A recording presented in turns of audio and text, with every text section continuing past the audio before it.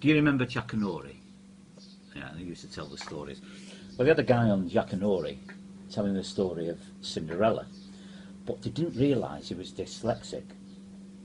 And it went something like this. Once upon a time, there was a beautiful young girl called Dyslexic who lived in a large mansion with her two ugly sisters and sticky wet mother. Now, Dyslexic worked very hard, flogging screws, weaning clindles and shivelling shut. In fact, by the end of the day, Dyslexic was mucking facked. Now, Dyslexic had two sisters, and they were called Mary Hinge and Betty Swallocks. And they both had tickets to go to the Gall, but they wouldn't let Dyslexic go. In fact, her only friend was Buttons, and he wasn't speaking to Dyslexic because she wouldn't cook his sock. Later that night, Dyslexic was sitting there all alone, and suddenly there was a hucking huge bang, and a little old lady appeared. Shinder's writ herself. "Foo the hooky you," she cried. "Foo the hooky you." "Don't be afraid," said the woman. "I'm your gary fod mother." And with a waft of her wind, she turned a pumpkin and 6 mice into a hooking huge carriage. "Mice all crooking fighty," Rinded shouted. "It's a mucking firacle."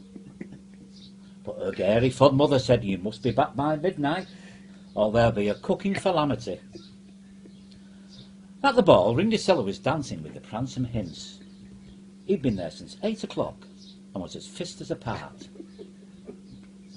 "Shanty a fag," he said. "Shanty a fag." Suddenly the clock struck 12, and Dyslexic fucking panicked and went running out of the ballroom, tripping bass over orlocks. "Bumcack! Bumcack!" cried the pransome hints. "I didn't even get a Joe Blob."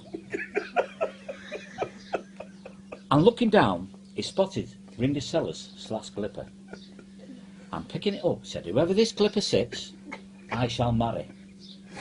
So the next day he tried the slash glipper on Betty Swallocks, but the glipper wouldn't sit.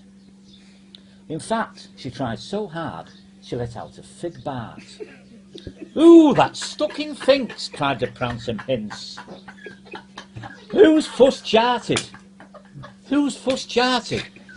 "It's that felly smucker over there," said Buttons.